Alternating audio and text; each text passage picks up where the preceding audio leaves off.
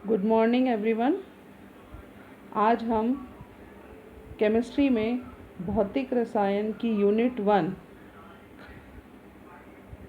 की gaseous state में उसका पहला topic kinetic theory of gases के बारे में पढ़ने जा रहे हैं। इसमें हम ये देखेंगे कि गैसों के अणुगति सिद्धांत के मुख्य अभिग्रहित क्या हैं और अणुगति समीकरण का डेरिवेशन या व्युत्पत्ति किस प्रकार से किया जाता है। गैसों का अणुगति सिद्धांत विभिन्न गैसीय नियम जैसे कि बॉयल के नियम, चार्ल्स के नियम और ग्राम के विसरण नियम को सैद्धांतिक आधार प्रदान करता है। इस सिद्धांत को बर्नौली ने सन 1738 में प्रस्तावित किया था। इसे विकसित करने का श्रेय Clausius, von der Waals, Boltzmann और मैक्सवेल को जाता है। गैसों का अणुगति सिद्धांत गैसों के गुणों को स्पष्ट करने में बहुत सफल रहा है। गैसों के अणुगति सिद्धांत के मुख्य अभिग्रहित या पोस्टुलेट्स निम्न प्रकार हैं। पहला, प्रत्येक गैस बहुत ही सूक्ष्म कणों से मिलकर बनी है और इन कणों को हम अणु कहते हैं।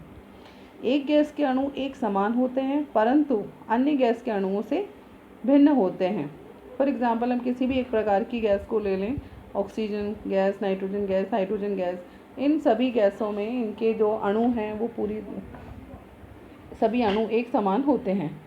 गैस के अणुओं का वास्तविक आयतन गैस के संपूर्ण आयतन की तुलना में नगण्य होता है। गैस का संपूर्ण आयतन उस आयतन को कहा जाता है जिसमें कि गैस के अणु स्वतंत्रता पूर्वक घूम सकते हैं, क्योंकि हम जानते हैं कि गैस को जितना भी जगह, जितना स्पेस उसको मिलता है वो उस पूरे स्पेस को ऑक्यूपाई कर लेती है, उसको घेर लेती है और उसकी तुलना में गैस के अणु का जो आकार है वो बहुत ही छोटा होता है। तीसरा, गैस के अणुओं को ठोस, गोलाकार और पूरी तरह से इलास्टिक कण माना गया है, जिसमें न तो कोई आकर्षण होता है और न ही कोई प्रतिकर्षण होता है। कणों की पारस्परिक टक्कर में गतिज ऊर्जा की भी क्षति नहीं होती है। There is no loss in kinetic energy. और हम ये कह सकते हैं कि जो कोलिजन्स हैं या टक्कर हैं वो पूरी तरह से इलास्टिक होते हैं। गैसों के अणु निरंतर सीधी रेखा में विचरण करते हैं। वो आपस में टकराते हैं, पात्र की दीवारों से टकराते हैं और पात्र की दीवारों से अपनी दिशा बदल लेते हैं। गैस का दाब उसके अणुओं का पात्र की दीवारों पर किए गए टक्करों का ही परिणाम होता है कि जब गैस के अणु विचरण करते हैं तो उस पात्र की दीवारों से टकराते हैं और गैस का दाब उत्पन्न होता है। अणुओं की गति पर गुरुत्वाकर्षण का प्रभाव नगण्य होता है। गैस के अणुओं की औसत गतिज ऊर्जा गैस के परम ताप एब्सोल्यूट टेम्परेचर के समानुपाती होती है। अणुओं की औसत ऊर्जा गैस की प्रकृति पर निर्भर नहीं करती है। अब हम देखेंगे कि काइनेटिक गैस इक्वेशन का डेरिवेशन किस प्रकार से किया जाता है। यहाँ हम देख रहे हैं, आपको एक क्यूब यहाँ नज़र आ रहा है जिसमें 3 डायरेक्शंस हमने ड्रॉ की हैं। एक्स डायरेक्शन जो नीचे की तरफ है, एक्स जो कि राइट हैंड साइड पर है, वाई अपर साइड में है और जेड नीचे की ओर है। और इस घन की भुजा L सेंटीमीटर के समान है। इसमें N अणु भरे हुए हैं। मध्य में हम किसी एक M अणु की कल्पना करते हैं जो कि तीनों दिशाओं में गति करता है। x दिशा में इसकी वेग को vx माना गया, y दिशा में इसकी वेग को vy से दर्शाया है और z दिशा में इसके वेग को हमने vz से दर्शाया है। जो काइनेटिक थ्योरी ऑफ गैसेस है ये बहुत ही इम्पोर्टेंट थ्योरी है जो कि माइक्रोस्कोपिक क्वांटिटीज़ जैसे कि प्रेशर को microscopic quantities like velocity of gas molecule से संबंध उसका दर्शाती है। यह इक्वेशन केवल आइडियल गैसेस, आदर्श गैसों के लिए एप्लीकेबल है, लेकिन कुछ कंडीशंस में इसे रियल गैस पर भी अप्लाई किया जा सकता है।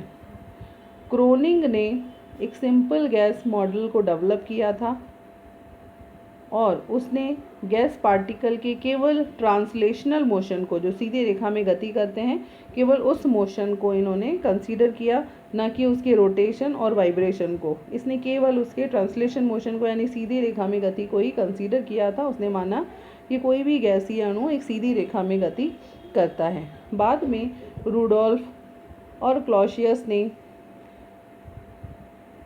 क्रोनिंग का जो स्टेटमेंट था, मॉडल था, उसको डेवलप किया अपने तरीके से। क्लॉसियस ने न केवल ट्रांसलेशनल मोशन को कंसीडर किया, लेकिन उसने रोटेशनल और वाइब्रेशनल मोशन को भी कंसीडर किया। हम यहाँ पर इस क्यूब को देख रहे हैं, जिसके जो लेंथ है वो L है और इसका एरिया A के बराबर है, और जो क्यूब का वॉल्यूम है यानी कि आयतन है उसे हम V से दर्शा रहे हैं। हम ये मान रहे हैं कि जो क्यूब है या घन है ये एक आइडियल गैस से भरा हुआ है, जिसका दाब P है, टेम्परेचर T है। माना कि इसमें स्मॉल n और कैपिटल N, स्मॉल n इसके मोल्स की संख्या को दर्शा रहा है और कैपिटल N इसमें अणुओं की संख्या को, गैस के अणुओं की संख्या को दर्शा रहा है। स्मॉल m तथा कैपिटल M एक अणु और गैस के द्रव्यमान को दर्शाता है। स्मॉल m उस अणु के द्रव्यमान को दर्शा रहा है जिसका कि हम यहाँ पर अध्ययन, जिसका विभिन्न दिशाओं में गति का अध्ययन हम करेंगे।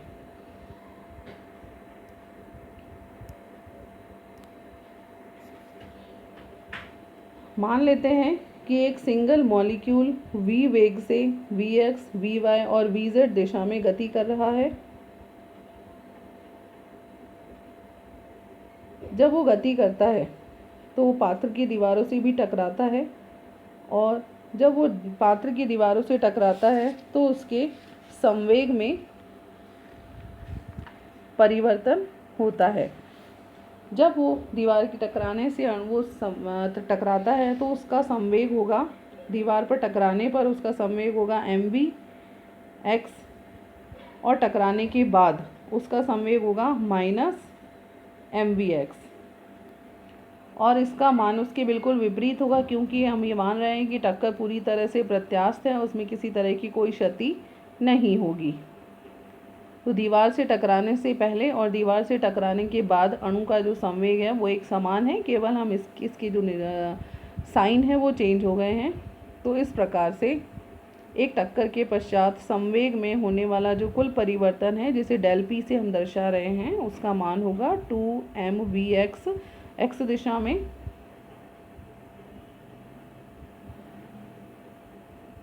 टक्कर के पश्चात जो अणु है वो 2L दूरी तय करता है और फिर से वो दीवार से टकराता है। इस प्रकार से L दूरी तय करके दीवार से टकराने के लिए अणु L सेंटीमीटर दूरी से तय की, तो 1 सेकंड में होने वाली जो टक्करों की संख्या है उसे हम यहाँ x/L से दर्शा रहे हैं। एक टक्कर में होने वाला संवेग परिवर्तन 2mvx है, अतः प्रति सेकंड संवेग में होने वाला जो परिवर्तन है हम इसे 2mvx² L से दर्शाते हैं। यहाँ पर आप ये जानते हैं कि वेग बराबर होता है दूरी बटा समय, तो इसलिए समय किसके बराबर होगा, दूरी बटा चाल के, या दूरी बटा distance travelled divided by velocity. तो यहाँ पर हम लिखेंगे इक्वेशन नंबर 2 में, यहाँ एक साइन मिस हो गया है, इट इज़ 2L/Vx। तो इस प्रकार से जब बार बार कोलिजन होते हैं तो एक बल उत्पन्न होता है। बल का जो मान है वो बराबर होता है चेंज इन मोमेंटम, संवेग में परिवर्तन अपॉन समय में परिवर्तन, फोर्स बराबर डेल P/डेल T। It is equation number 3। हम इक्वेशन 1 से इक्वेशन 2 में मान रखते हैं।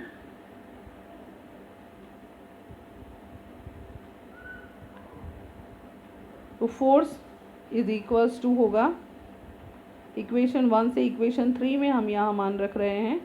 तो हम ये जान, इक्वेशन 1 और 2 से इक्वेशन 3 में हमने मान रखा तो फोर्स बराबर होगा 2mvx upon 2l upon vx। यहाँ में से 2 से 2 कैंसिल हो जाएगा, vx ऊपर गया तो vx स्क्वायर हुआ, तो mvx स्क्वायर अपॉन l।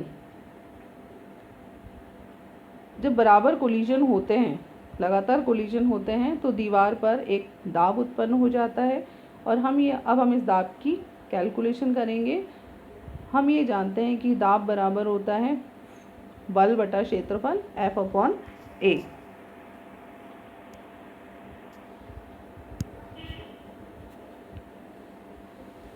तो हम यहाँ पर F का मान रखेंगे और A का मान रखेंगे। F का मान होगा mvx square upon l square into l। तो इसको हमने l क्यूब लिखा, l क्यूब की जगह हम v भी लिख सकते हैं क्योंकि ये आयतन को दर्शा रहा है। और हम यह जानते हैं कि जो गैस है वो n नंबर ऑफ मॉलिक्यूल से मिलकर बनी है, जो कि सभी पॉसिबल डायरेक्शंस में गति करते हैं। इस प्रकार से जब n number of gas molecules के कोलिजन होता है तो उनके द्वारा दाब पर लगने वाला जो दीवार पर लगने वाला दाब है उसे हम कैलकुलेट करेंगे। उसका मान होगा P is equals to m/l cube into v square x1 plus v square x2 plus v square x3 plus so on v square xn, यानी नंबर ऑफ n मॉलिक्यूल्स है तो n प्रकार की गतियाँ यहाँ पॉसिबल होंगी। हमने टोटल नंबर ऑफ मॉलिक्यूल से इसे मल्टीप्लाई कर दिया तो इक्वेशन हमारे पास आई mn v बार स्क्वायर, ये इसका औसतन मान है वेग का, divided by v, capital V या आयतन को दर्शा रहा है। v बार स्क्वायर x दिशा में सभी अणुओं के एवरेज वेलोसिटी को दर्शा रहा है। इस प्रकार से